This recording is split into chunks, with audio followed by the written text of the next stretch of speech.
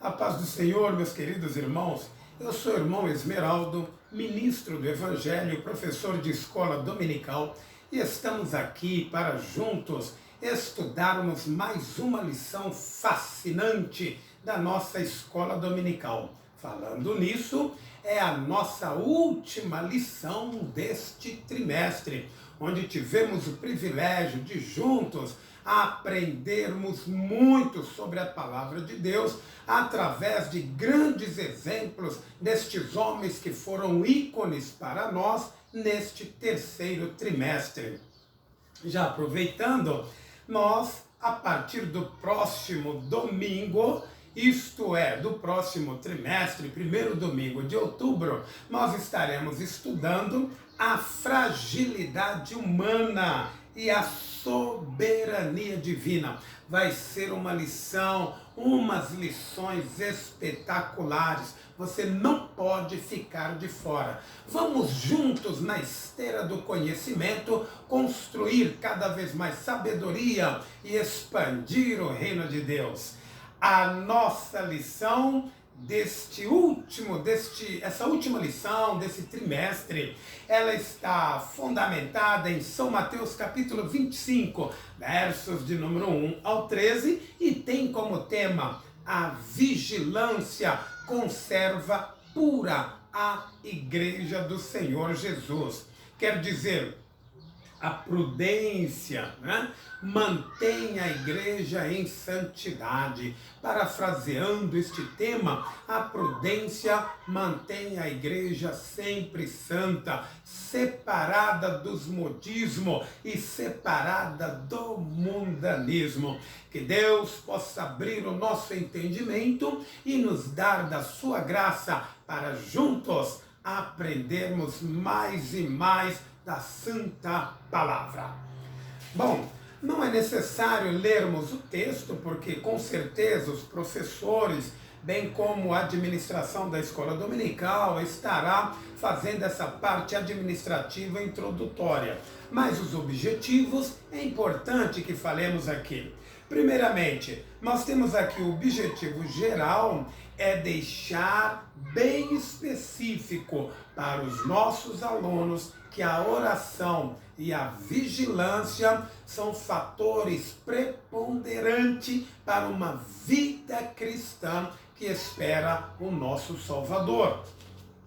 Já nos objetivos específicos, nós temos aí que apontar o sentido da expressão meia-noite. Note bem, isso é importante, mas a meia-noite, o que acontece exatamente à meia-noite? Meia-noite, finda-se um dia, inicia-se outro. Em alegoria, né, ou numa metáfora, nós podemos usar esse termo. Meia-noite está findando o tempo da graça, e agora um novo dia que se inicia, na verdade é um novo dia, um novo tempo, uma nova ordem, uma grande tribulação. Vamos aprender juntos nesta grande escola.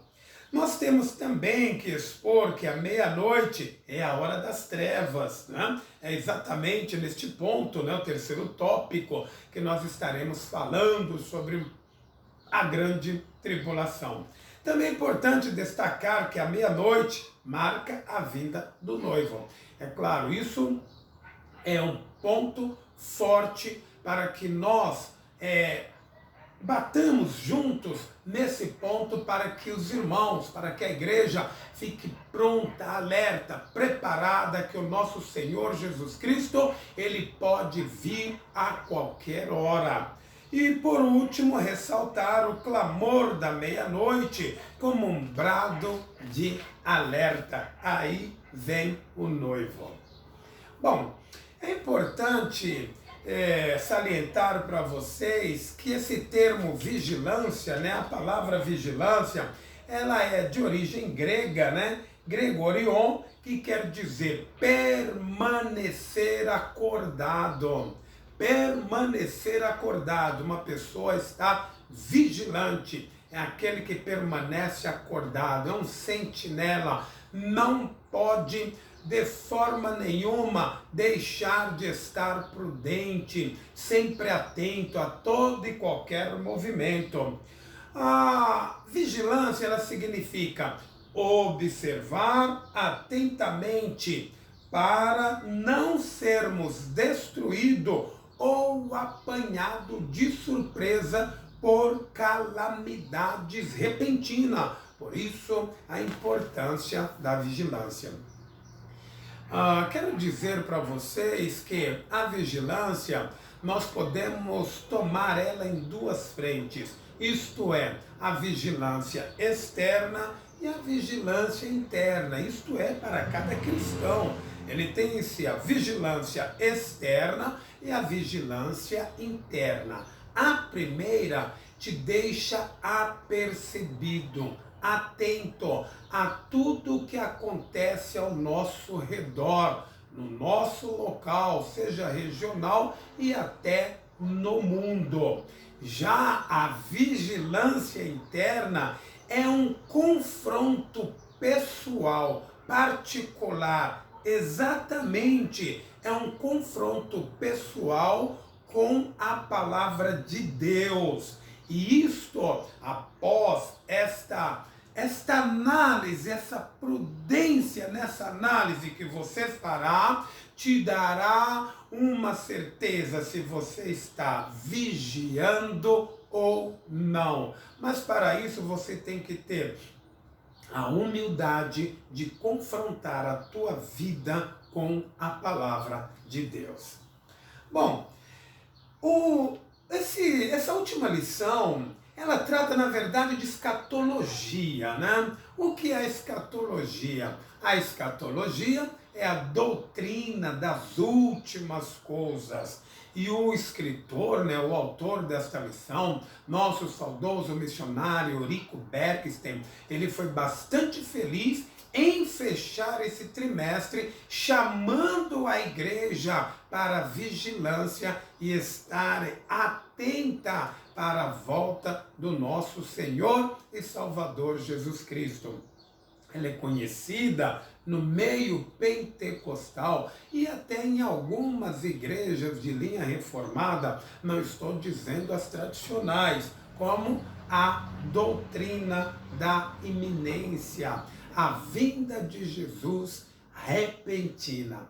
Quando falamos da doutrina da iminência, conforme o texto de São Mateus capítulo 25, versos 1 ao 13, a doutrina da iminência, ela é um incentivo, ela é algo que nos chama a atenção e nos leva a estarmos prontos em uma vivência contínua de vigilância.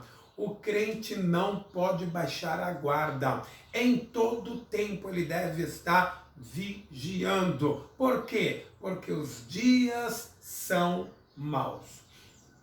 Bom, nós estamos aprendendo então nesta lição, né, na sequência, neste caminhar, nessas janelas que se abrem, nessas oportunidades dessa lição, nesses tópicos, nós estamos aprendendo que devemos manter uma vida santa, prudente, longe do pecado e vigiando, porque a qualquer momento Jesus volta para buscar a sua igreja. Foi tomado como pano de fundo a parábola das 10 virgens. Podem ser que perguntem para você, professor, aqui nós temos então que 50% sobe, 50% não sobe? Não, a parábola não quer dizer isso, que 50% da igreja vai ser arrebatada e 50% da igreja vai ficar. Isto é uma inverdade. Isso são pensamentos de pregadores que querem levar, muitas vezes, a igreja à reflexão e levar os irmãos a uma vigilância e chega a trazer uma expressão desta forma, que 50% da igreja pode subir e 50% pode ficar. Não é isto que a parábola quer nos ensinar. A parábola quer nos ensinar que devemos viver uma vida de vigilância, de prudência. Nada mais que isso. Se nós formos alegorizar esta parábola e começar a comparar as virgens prudentes com a igreja e as virgens loucas, né, como aqueles irmãos que não vigiam, que não se preocupam com a vida espiritual, até que tudo bem, mas não é isso que a parábola também quer nos dizer. Resumindo, esta parábola, ela finaliza ensinando-nos, no versículo 13, que devemos levar uma vida de vigilância. É tão somente isso. Meia-noite, é o primeiro tópico, né? Meia-noite, o dia que já passou. Note bem, quando o relógio, seu ponteiro, crava meia-noite, ele está nos dizendo abertamente que findou um dia. Este dia, claro, nós podemos aqui alegorizar. Este dia trata-se da dispensação da graça ou dispensação da igreja, que já estamos caminhando aí para mais de 2000 anos. Nenhuma dispensação, do grego oikonomia, ou administração de uma casa, ou como diz Lourenço Onson, o tempo em que Deus prova o homem, nenhuma dispensação durou tanto tempo quanto a dispensação da graça. Isso nos revela a grande misericórdia de Deus, que Deus ele é misericordioso e ele está dando um tempo esperando que muitos se arrependam, porque ele não quer que ninguém se perca. É por isso que nós estamos já no finalzinho da dispensação da graça. E o que o Senhor Jesus nos ensinou é que devemos levar uma vida de vigilância. Estarei sempre batendo nessa tecla, porque estamos a cochilar, conforme nos diz o texto em Mateus 25, inclinando a cabeça para a frente e dormindo. Nesta última hora, é exatamente meia-noite, onde o cansaço físico bate, é exatamente a meia-noite, onde as trevas caem, é exatamente a meia-noite, onde todos se recolhem, é o fim do tempo da dispensação da graça. Estejamos apercebidos para isso. Já o segundo tópico, meia-noite, início de um novo dia.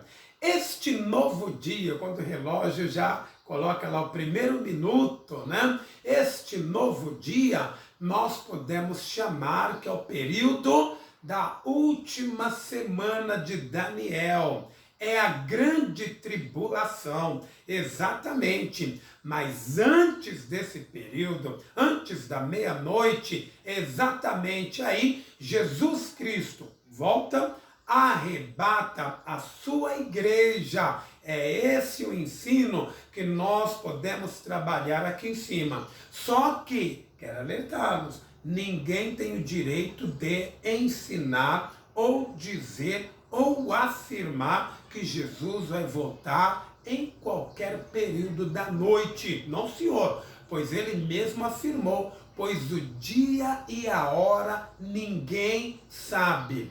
Quantos espertinhos já procuraram marcar em datas para o retorno de nosso Jesus Cristo e eles acabaram dando com o burro nas águas? Não faça isso, meu irmão. Simplesmente anuncie e ensine que já estamos no final dos tempos. Como disse João, filhinhos, é já a última hora. Essa meia-noite que se inicia, ela tomará o seu primeiro tempo após o arrebatamento da igreja, após os santos serem retirados, após aqueles que morreram em Cristo, conforme Paulo nos ensina em 1 Tessalonicenses, capítulo 4, verso 13 a seguir, os que morreram em Cristo ressuscitarão primeiro. Depois nós, os que estivermos vivos, subiremos ao encontro do Senhor nos ares. Então, quando a igreja for arrebatada, retirada deste mundo, então começa um novo dia. E por que vos desejai este dia? Conforme pergunta o profeta, dia de trevas, dias de dores, dia de angústia. Aqui se refere ao período da grande tribulação. Jesus Cristo mesmo ensinou-nos a respeito. Logo nos versos seguintes do capítulo 25, ele fala a respeito da desolação que o profeta Daniel comentou. E ele ainda deixa bem claro, quem lê, entenda. Está falando a respeito do anticristo, que vai firmar um concerto com a nação de Israel nessa última semana de Daniel, que corresponde a um período de 7 anos. Estas são profecias vívidas que estão registradas no livro do profeta Daniel, bem como Apocalipse. Por isso que nós estamos estudando escatologia nessa última lição. É interessante que aqui o autor, logo no primeiro subtópico, ele diz: amanhã começará um novo dia, o dia da eternidade. Aí já é tarde demais. Notem que as 10 virgens tosquenejaram, cochilaram, inclinaram a cabeça para a frente. Mas à meia-noite ouviu-se o grito: aí vem o esposo, saí-lhe ao encontro. As que estavam prontas, prudentes, preparadas, elas prepararam a sua lâmpada, cortaram aquele borrão, né, do pavio, cortaram aquele borrão, e as suas lâmpadas tornaram-se mais acesas, e elas entraram com o noivo e fechou-se as portas. As demais diziam: dai-nos do vosso azeite. E elas diziam: não, para que não falte nem para nós e tampouco para vós. E te comprai. Isso está nos referindo claramente à salvação pessoal. Cada um dará conta de si. Ainda que alguém peça, eu não tenho como salvar a alguém. A salvação é pessoal, é um ato individual de cada um estar prudente e vigilante.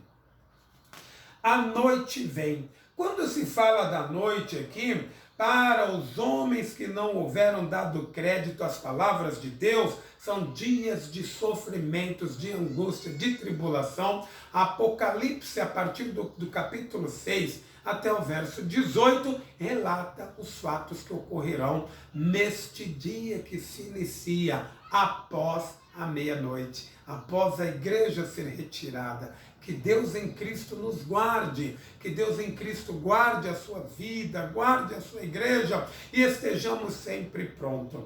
Para um leitor assíduo da palavra de Deus, que medita nessas coisas, ele não está preocupado com os fatos ocorridos ao seu redor e em torno do mundo. Muito pelo contrário, ele está com a sua vida nas mãos do Senhor, alegre, regozijando e vigilante, porque ele sabe que todas estas coisas são princípios de dores, que na verdade já estão no final, já se encontram no final, e a vida iminente do Senhor Jesus Cristo já se aproxima.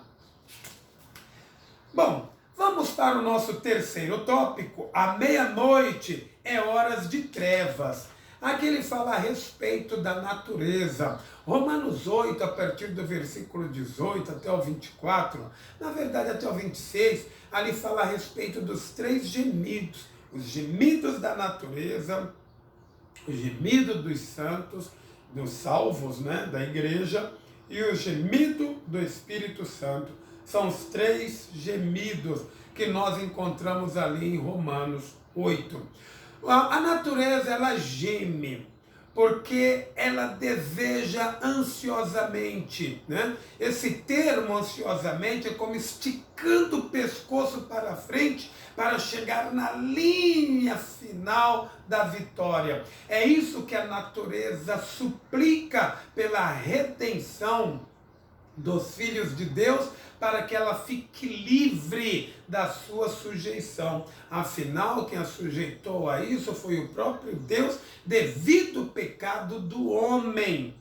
Ela geme, ela espera esse grande dia para que ela fique livre também das suas angústias. Nós também, como igreja, gememos e nós não sabemos muitas vezes como pedir, e o Espírito Santo também intercede pela igreja com gemidos inexprimíveis. Ninguém entende aquela dor que o Espírito Santo intercede pela vida de cada um para que não se perca. É isto exatamente uma compreensão somente da divindade. Nós temos aí, neste período, antes do relógio badalar, meia-noite, esses gemidos. A natureza geme com desejo que nós sejamos libertados também. Nós gememos através das nossas angústias e sofrimentos aqui. E nas nossas intercessões, o Espírito Santo nos ajuda com gemidos inexprimíveis. Veja, irmãos, o que Deus nos proporciona para que nós estejamos sempre prontos e vigilantes e não entremos por caminhos difíceis para as nossas vidas, levando-nos a perder o que temos conquistado pela morte do nosso Salvador. O quarto tópico, meia-noite, a vinda do noivo chegou. Aqui está falando a respeito da doutrina da iminência, né? Como é o quarto tópico que ele resolveu comentar aqui sobre a meia-noite, a vinda do noivo, aí vem o esposo, sair-lhe ao encontro. É exatamente o arrebatamento da igreja. Falando em arrebatamento da igreja, que é a doutrina da iminência, nós pentecostais ensinamos e aprendemos, e esta é a nossa doutrina também, que a segunda vinda de Jesus, ela se dará em duas fases. A primeira fase, ele vem arrebatar a sua igreja, ele não virá a esta terra, ele virá até as nuvens e a igreja subirá ao encontro do Senhor. Na segunda fase, é a parousia propriamente dita, ele vem para este mundo, ele vem para julgar as nações e implantar o reino milenial. Tem alguns irmãos que têm uma certa dificuldade de compreender esta doutrina, né, da segunda vinda de Jesus, primeira fase, segunda fase. Eu costumo simplificar da seguinte forma, não é alterando nada, mas para a compreensão, eu ensino da seguinte forma: esqueça a primeira fase, esqueça a segunda fase. Entenda da seguinte forma: Jesus Cristo, ele vem arrebatar a igreja. Entenda como arrebatamento, tá? Não vamos dizer, primeira fase, é o arrebatamento da igreja. Acontecerá 7 anos antes da sua segunda vinda. A primeira vinda, ele já veio em carne, tá? Ele já veio em carne, e a sua segunda vinda, ele vem com a igreja para implantar o reino milenial e julgar as nações. Então vamos tirar primeira fase e segunda fase, e você pode entender essa parte que chamamos de primeira fase como sendo o arrebatamento da igreja. Facilitando, Jesus Cristo vai arrebatar a igreja e depois ele voltará com a sua igreja para implantar o reino milenial. O clamor da meia-noite, um brado de alegria, um brado de alerta. Note bem, queridos, já que estamos sabendo que o relógio já está para bater, ou badalar meia-noite, nós devemos ter em mente que temos um compromisso. Devemos amar as almas, termos paixão pelas almas, porque o Senhor nos diz que Ele nos colocou como atalaia. E como atalaia, nós devemos estarmos vigilantes e atentos. E guarda o que vê, vinde, e eu vos direi, amanhã vem e à noite. O que vês, guarda? Nós devemos anunciar o perigo. Filho do homem, eu te coloquei como atalaia sobre a nação de Israel ou sobre o povo. Se você ver o mal e não avisar, e o ímpio vier a morrer, da sua mão eu requererei. Note a responsabilidade, irmãos, da igreja. Minha, sua, a nossa responsabilidade. Antes que o relógio badale meia-noite, nós devemos continuar anunciando o reino de Deus. Seja ele através da evangelização, através de missões, em nossos cultos. Devemos continuar ensinando e evangelizando as pessoas que ainda têm a sua mente fechada para com o evangelho e orando por eles para que Deus lhe conceda a graça devida para que caiam dos seus olhos as escamas e eles tenham um encontro com o Senhor. Mas à meia-noite ouviu-se um clamor, aí vem o esposo. Nós devemos, irmãos, como atalaia, anunciar a vinda do Senhor Jesus Cristo. Eu fiz aqui uma anotação que nesses últimos dias, alguns dizem a igreja brasileira, né? Porque não podemos expandir a igreja universal, a igreja de Deus, a coluna e firmeza da verdade. Mas a igreja mesmo, ela está prudente, ela está alerta. Nós vemos nesses últimos dias muitos irmãos que estão cochilando, é exatamente o termo vigilância, significa cochilar. Eles estão cochilando, voltando-se para modismo, envolvendo-se com mundanismo. Eles estão vivendo uma vida secularizada, estão cochilando, mas antes que seja tarde, desperta tu que dorme, levanta-te dentre os mortos e Cristo te esclarecerá. O sono espiritual, o que leva-nos a dormir? Canseira, fadiga no dia a dia. Muitos dizem assim: onde está a sua promessa?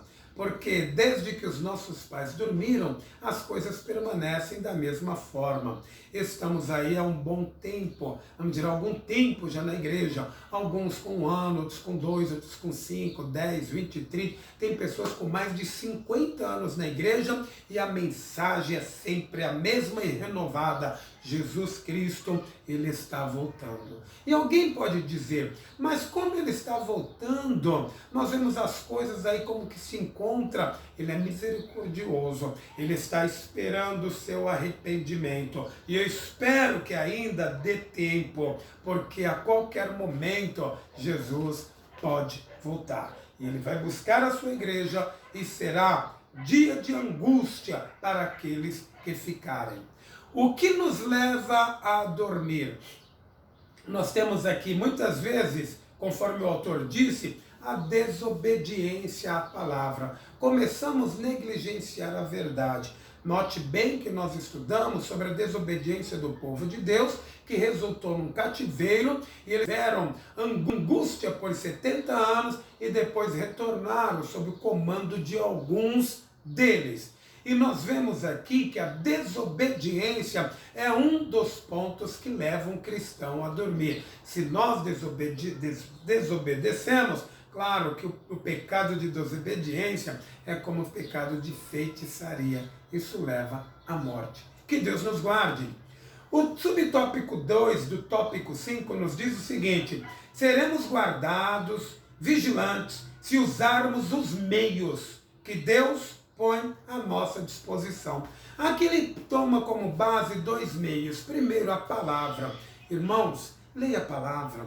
Não passe um dia sequer sem a leitura bíblica. Leia a tua Bíblia. Comece do Gênesis, encerre no Apocalipse. A palavra de Deus é que vai te dar segurança sobre todas estas coisas. Depois nós temos aqui também a oração. Não se esqueça de levar uma vida regrada na oração. Sendo assim, nós finalizamos este trimestre sendo abençoado por Deus por tudo. Não se esqueça, meu amigo, de subscrever ou se inscrever no nosso canal, dar o seu joinha. Até a próxima aula, em nome de Jesus Cristo.